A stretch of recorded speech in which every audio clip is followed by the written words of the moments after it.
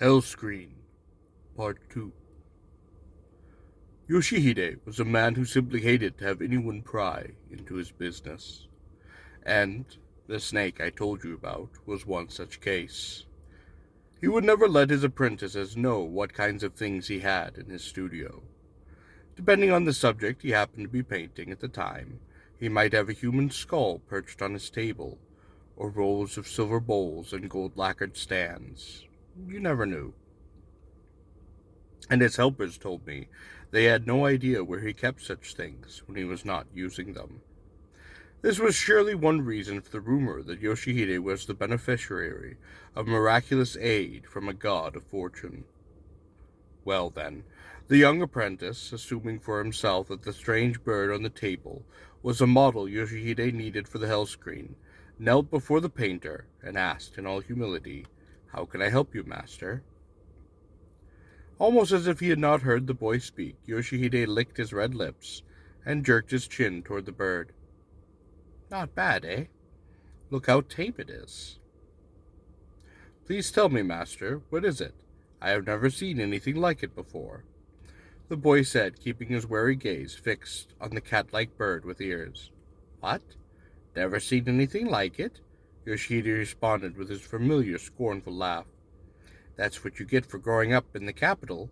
It's a bird, a horned owl, a hunter brought to me a few days ago from Mount Kurama. Only you don't usually find them so tame." As he spoke, Yoshihide slowly raised his hand and gave a soft upward stroke to the feathers of the owl's back, just as the bird finished swallowing the chunk of meat. Instantly the bird emitted a shriek and leaped from the tabletop, aiming its outstretched talons at the apprentice's face.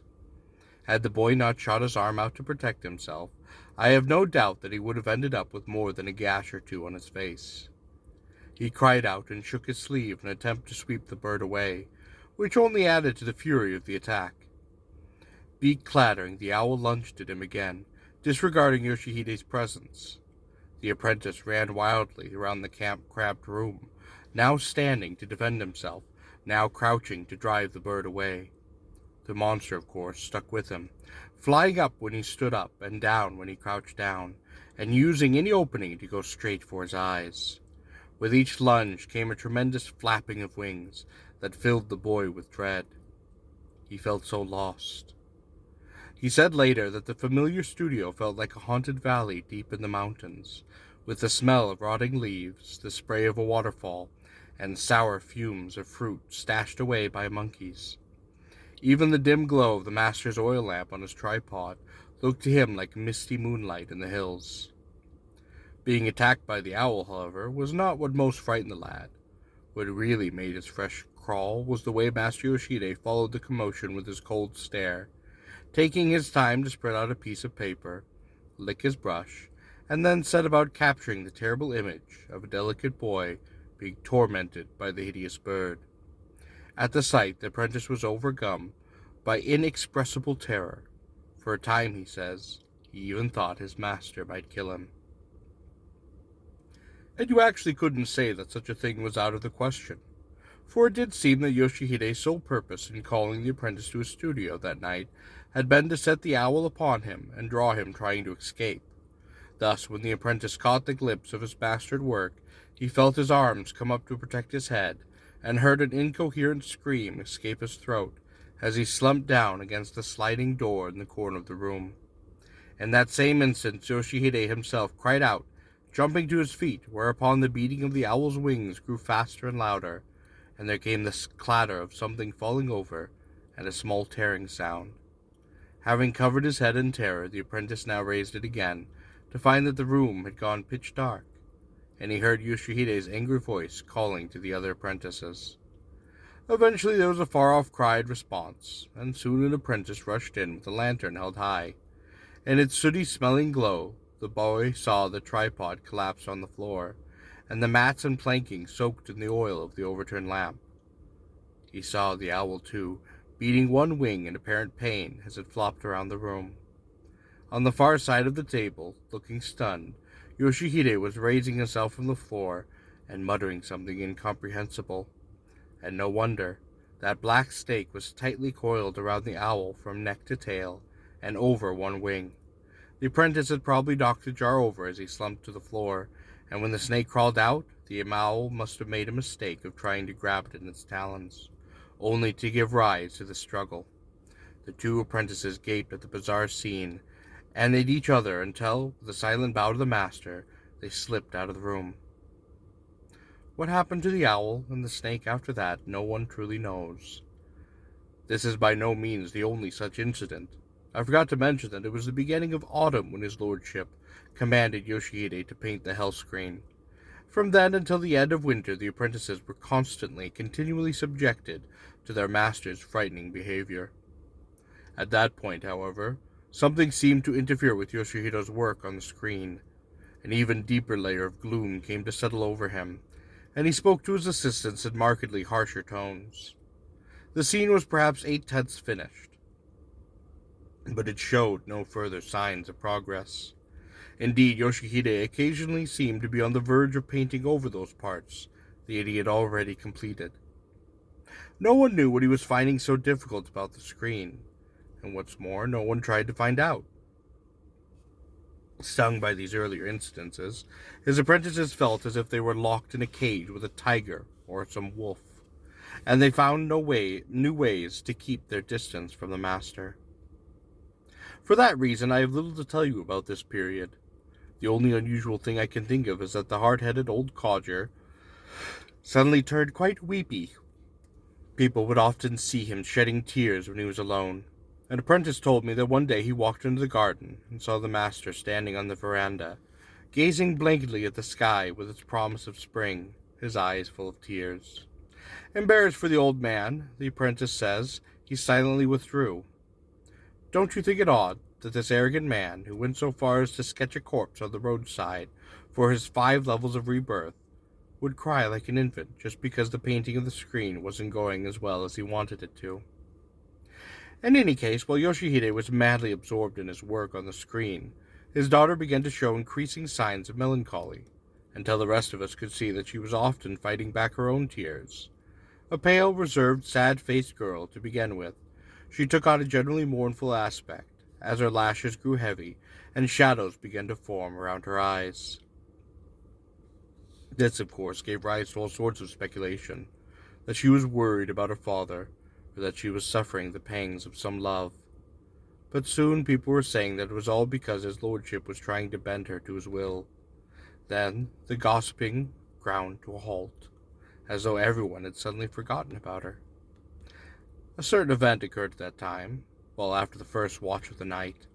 I was walking down an outdoor corridor when the monkey Yoshihide came flying at me from out of nowhere and started tugging at my trouser skirts. As I recall it, this was one of those warm early spring nights when you expected at any time now to be catching the romantic fragrance of plume blossoms in the pale moonlight. But what did I see at the moon's faint glow? It was the monkey baring its white fangs, wrinkling up its nose, and shrieking with almost manic intensity. An eerie chill was only 3 parts of what I felt. The other 7 parts were anger at having my new trousers yanked at like that. I considered kicking the beast aside and continuing on my way, but quickly changed my mind, however, recalling the case of the samurai who had earned the young master's displeasure by tormenting the monkey. And besides, the way the monkey was behaving, there was obviously something wrong. I therefore gave up trying to resist and allowed myself to be pulled several paces further. Where the corridor turned a corner, the pale surface of his lordship's pond could be seen stretching off through the darkness beyond a gently dropping pine. Then the animal led me to that point. My ears were assaulted by the frantic yet strangely muffled sounds of what I took to be a struggle in a nearby room. All else was hushed. I heard no voices, no sound, but the splash of a fish leaping in the mingled moonlight and the fog. The sound of the struggle brought me up short. If this was an intruder, I resolved I would teach him a lesson, and holding my breath, I edged closer to the sliding door. My approach, however, was obviously too slow and much too cautious for the monkey. Yoshihide scampered around me in circles, once, twice, 3 times. then binding up to my shoulder with a strangled cry. Instinctively, I jerked my head aside to avoid being scratched, and the monkey dug its claws into my sleeve to keep from slipping down. This sent me staggering, and I stumbled backward, slamming against the door. Now I could no longer hesitate, and I shot the door open, crouched to a spring and beyond the moonlight's edge. At that very moment, something rose up to block my view. With a start, I realized it was a woman. She flew toward me as if someone had flung her out of the room, and she nearly hit me, but instead she tumbled forward and, why I could not tell, went down on one knee before me, trembling and breathless, and stared up at me as if at some terrifying sight. I am sure I need not tell you it was Yoshihide's daughter. That night, however, my eyes beheld her with new vividness, as though she were an utterly different person. Her eyes were huge and shining, and her cheeks seemed to be burning red. Her disheveled clothes gave her an erotic allure that contrasted sharply with her usual childish innocence. Could this actually be the daughter of Yoshihide? I wondered, that frail-looking girl so modest and self-effacing in all things. Leaning against the sliding wooden door, I stared at this beautiful girl in the moonlight, and then, as if they were capable of pointing, I flicked my eyes toward the hurried footsteps receding into the distance, as if to ask her soundlessly, who was that? The girl bit her lip and shook her head in silence. I could see she felt deeply mortified. I bent over her and, speaking softly next to her ear, now put my question into words. Who was that?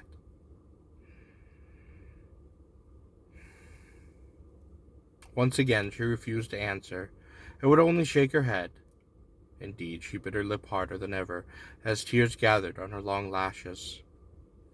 Born stupid, I could never understand anything that isn't perfectly obvious, and so I had no idea what to say to her. I could do nothing but stand there, feeling as if my only purpose was to listen to the wild beating of her heart. Of course, one thing that kept me silent was the conviction that it would be wrong of me to question her any further. How long this went on, I do not know. But eventually I slid shut the door and gently told the girl, "Go to your room now." Her agitation seemed to have subsided somewhat, assailed by an uneasy feeling that I had seen something I was not meant to see, and a sense of shame toward anyone, and no one in particular. I began to pad my way back up the corridor. I had hardly walked 10 paces, however, when again I felt a tug, a timid one, at the skirt of my trousers. I whirled around startled, but what do you think it was? I looked down to find the monkey Yoshihide prostrating himself at my feet, hands on the floor like a human being, bowing over and over in thanks, his small golden bell ringing.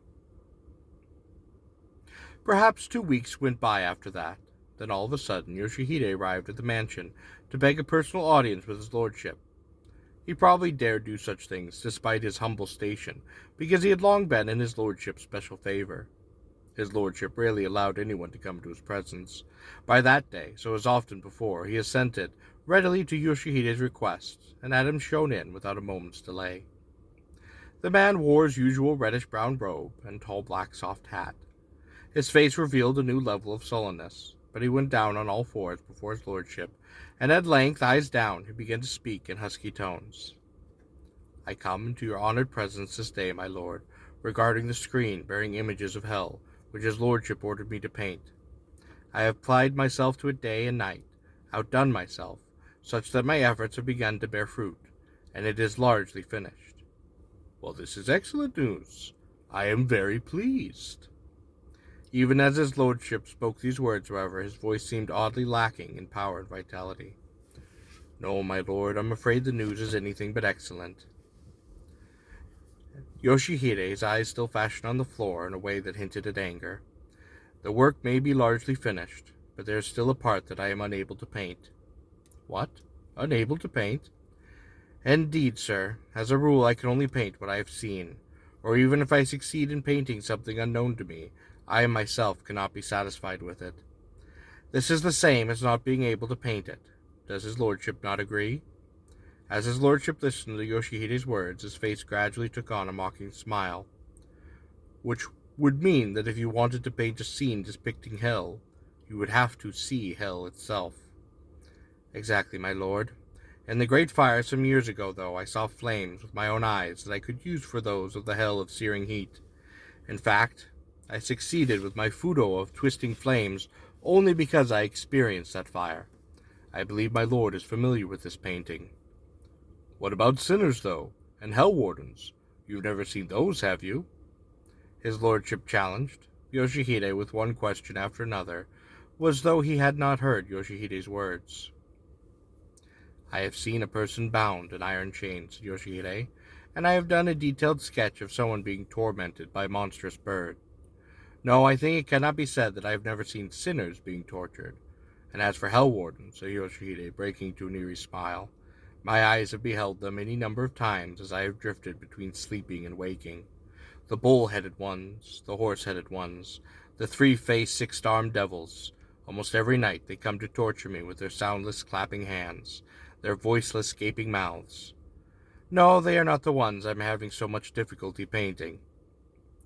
I suspected the shock even his lordship, and for a long while he only glared at Yoshihide until, with an angry twitch of the brow, he spat out, "All right then, what is it that you say you are unable to paint?" In the center of the screen, falling from the sky, I want to paint an aristocrat's carriage, its cabin woven of the finest split palm leaf. As he spoke, Yoshihide raised himself to look directly at his lordship for the first time, and with a penetrating gaze, I had heard that Yoshihide could be like a madman where painting was concerned.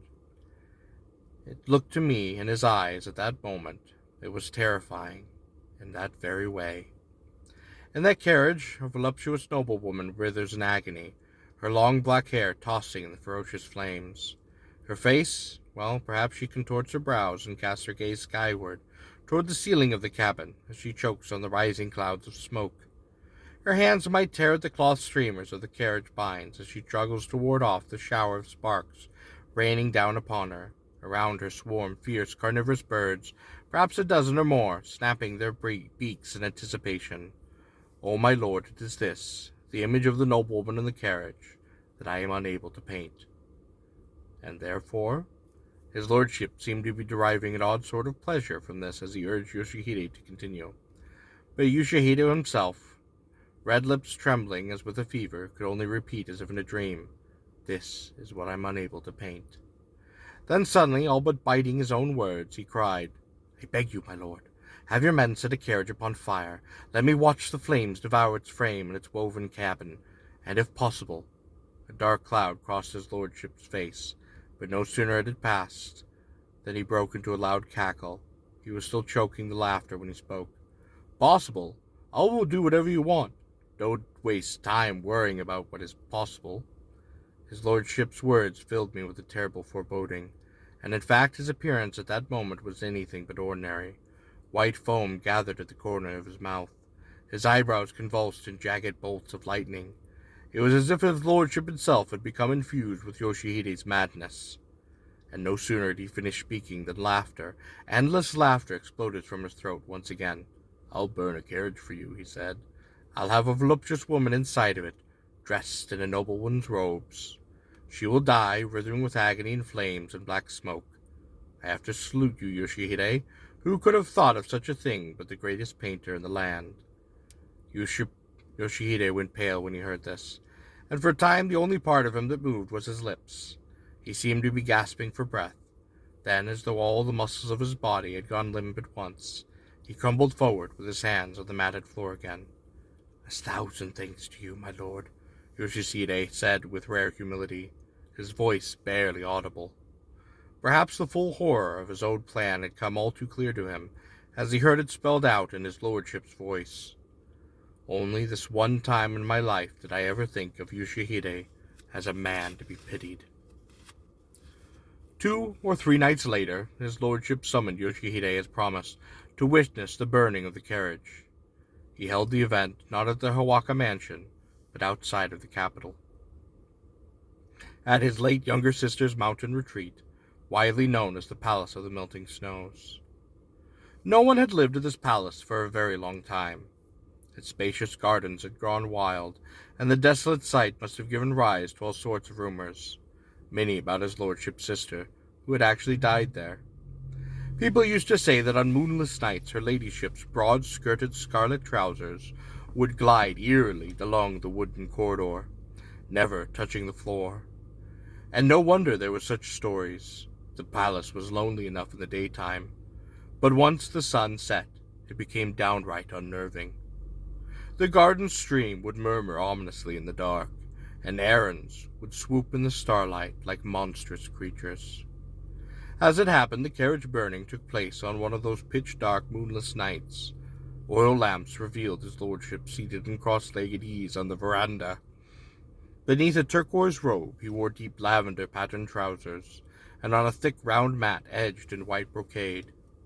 His position was of course elevated above the half-dozen or so attendants who surrounded him. One among them appeared most eager to be of service to his lordship, a burly samurai who had distinguished himself in the campaign against the northern barbarians some years earlier. He was said to have survived starvation by eating unhuman flesh, after which he had the strength to tear out the antlers of a living stag with his bare hands. On this night he knelt in stern readiness below the veranda, in the scabbard at his armored waist a sword tipped and black like a gull's tail, ready to be drawn at a moment's notice. These men presented a strangely terrifying, almost dreamlike spectacle. The lamplight flickered and the night wind turned them all dark one moment, and then bright the next. And then there was the carriage itself, even without an ox attached to its long black shafts, their ends resting on the usual low bench that tilted the whole slightly forward. It stood out against the night, its tall cabin woven of the finest split palm leaf, exactly as Yoshihide had requested, truly a conveyance worthy of his imperial majesty or the most powerful ministers of state. When I saw its gold fittings gleaming like stars in the sky, and considered what was soon to happen to this lavishly appointed vehicle, a shiver went through me, in spite of the warm spring night. As for what might be inside the carriage, there was no way to tell. Its lovely blinds, woven of still green bamboo and edged in patterned cloth, had been rolled down tight, and around it alert-looking conscripts stood guard, holding flaming torches and showing their concern that too much smoke might be drifting towards his lordship on the veranda. Yoshihide himself was situated at some remove, kneeling on the ground directly opposite the veranda. He wore what seemed to be his usual reddish-brown robe and a tall black soft hat, and he looked especially small and shabby, as though the star-filled sky were weighing pressed down upon him. Behind him knelt another person in an outfit much like his, possibly an apprentice he had brought along. With them crouching down low in the darkness like that, I could not make out the color of their robes from my place below the veranda. Midnight was fast approaching. I believe I felt as if the darkness enveloping the garden were silently watching us all breathing, the only sound an occasional rush of night wind, each gust wafting towards us the resinous smell from the pine smoke of the torches. His lordship remained silent for some moments, observing the mysterious scene, but then edging forward, where he sat, he cried sharply, "Yoshihide!" Yoshihide may have said some word in response, but to my ears it sounded like nothing so much as a moan. "Tonight, Yoshihide, I am going to burn a carriage for you as you requested." When he said this, his lordship glanced at the men around him.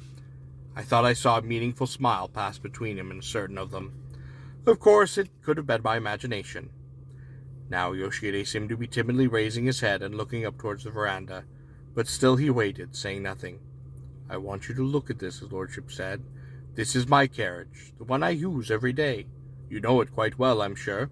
I will now have it set afire in order that you may see the hell of searing heat here on earth before your own eyes."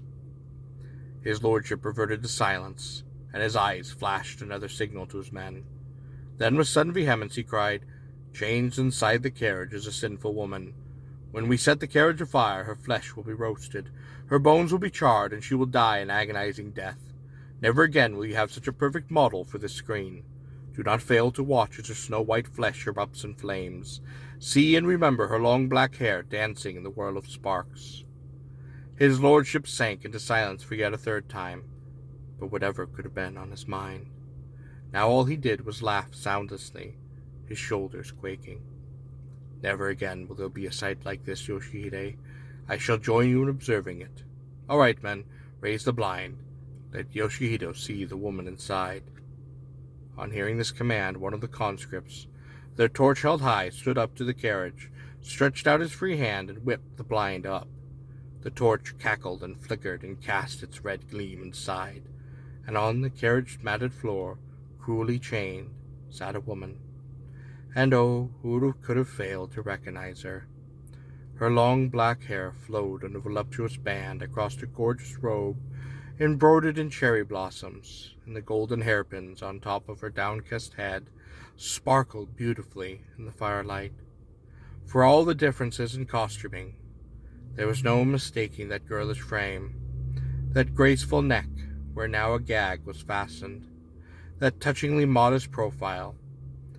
They belonged to none other than Yoshihide's own daughter, and I could hardly keep from crying out. Just then the samurai kneeling across from me sprang to his feet and, pressing threateningly on his sword hilt, glared at Yoshihide. Startled by this sudden movement, I turned my gaze toward Yoshihide, who looked as if the spectacle were driving him half mad.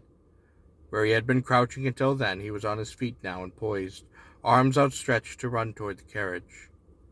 Unfortunately, though, as I said before, he was in the shadows far away from me, and I did not have a clear view of his face.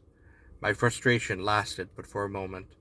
However, now, drained of color though it was, Yoshihide's face, or should I say, his entire form, raised aloft by some invisible power, appeared before me with such clarity it seemed to have cut its way through the surrounding darkness. For suddenly his lordship cried, "Burn it!" The conscripts flung their torches, and the carriage, with Yoshihide's daughter, burst to flame. The fire engulfed the entire carriage. The purple roof tassels blew aside, then clouds of smoke swirled aloft, stark white against the blackness of the night. Finally a shower of sparks spurted upward with such terrifying force that in a single intense, the blinds, the side panels, and the roof's metal fittings were ripped off in the blast and sent flying. Still more horrible was the color of the flames that licked the latest cabin vents before shooting skyward, as though, might I say, the sun itself had crashed to earth, spewing its heavenly fire in all directions. As close as I had come to crying out before, now I could only gape in mute awe at this horrifying spectacle. But what of the girl's father? I will never forget the look on Yoshihide's face at that moment. He had started toward the carriage on impulse, but halted when the flames flared up. He then stood there with arms outstretched, eyes devouring the smoke and flame that enveloped the carriage. In the firelight that bathed him from head to toe, I could see every feature of his ugly, wrinkled face, his wide, staring eyes, his contorted lips, the twitching flesh of his cheeks, all drew a vivid picture of the shock, the terror, and the sorrow that traversed Yoshihide's heart by turns. Such anguish, I suspect, would not be seen even on the face of a convicted thief about to have his head cut off and the guiltiest sinner about to face the judgment of the 10 kings of hell. Even the powerful samurai went pale at the sight, and stole a fearful glance at his lordship above him. But what of his lordship himself? Biting his lip and smiling strangely now and then, he stared straight ahead, never taking his eyes off the carriage, and the girl in the carriage. I don't think I have the courage to describe in detail what she looked like then. The pale whiteness of her upturned face as she choked on the smoke, the tangled length of her hair as she tried to shake the flames from it, the beauty of her cherry blossom robe as it too burst. It was all so cruel, so terrible. Especially at one point when the night wind rushed from the mountain to sweep away the smoke. The sight of her against the flaming background of red flickered with gold dust, gnawing at her gag, withering as if to snap the chains that bound her. It was enough to make our flesh creep, not only mine, but the powerful samurai as well, as if the tortures of hell were being pictured right here, right there, before our very eyes. Just then the night wind gusted once more, rustling the branches of the garden trees, or so it seemed to me, and I am sure to everyone else. Such a sound seemed to race through the darkened sky, and in that instant some black thing shot from the palace roof, from the blazing carriage. It traveled in perfect straight line like a ball that had been kicked, neither touching the earth nor arching through space, and as the carriage's burning side lattices collapsed inward, glowing as if coated in crimson lacquer, the thing grasped the girl's straining shoulders and hurled a long, piercing, and inexpressible anguish scream out beyond the billowing smoke. Another scream followed, then a third, till we all found ourselves crying out with it, for though it had been left tethered back at the Hiraka mansion, what we saw now clinging to the girl's shoulders against a flaming backdrop was the monkey, Yoshihide. We could see the monkey for only the briefest of moments, though a mountain of sparks shot up to the sky, like golden dust and black lacquer. Then not only the monkey, but the girl too, was shrouded in the black smoke. Now in the middle of the garden there was only a carriage of fire, sheathing in flames with a terrible roar. No pillar of fire might better describe this horrific conflagration boiling up to the starry heavens. But oh, how strange it was to see the painter now, standing absolutely rigid before this pillar of fire. Yoshihide, who only a few moments earlier had seemed to be suffering the torments of hell, stood there with his arms locked across his chest, as if he had forgotten even the presence of his lordship. His whole wrinkled face suffered now with an inexpressible radiance, the radiance of religious ecstasy. I could have sworn that the man's eyes were no longer watching his daughter dying in agony, that instead the gorgeous colors of flames and the sight of a woman suffering in them were giving him joy beyond all measure. The most wondrous thing was not that he watched his only daughter's death throes with apparent joy, but rather that Yoshihide, at the moment, possessed a strange inhuman majesty that resembled the rage of the king of beasts himself, as you might see him in a dream. For this reason, although I might have been imagining it, the countless night birds that flew round us squawking in alarm at each new eruption of flames seemed to keep their distance from Yoshihide's tall black hat. Perhaps even those insentient birds could see the mysterious grandeur that hung above Yoshihide like a radiant aura. If the birds could see it, how much more so the rest of us, down to the lowly conscript. Trembling inwardly, scarcely breathing, and filled with bizarre sense of adoration, we kept our eyes fastened on Yoshihide, as if we were present at the decisive moment when a lump of stone or wood became a holy image of the Buddha. The carriage flames that filled the heavens with a roar, Yoshihide under the spell of the flames, transfixed. Oh, what sublimity, what rapture!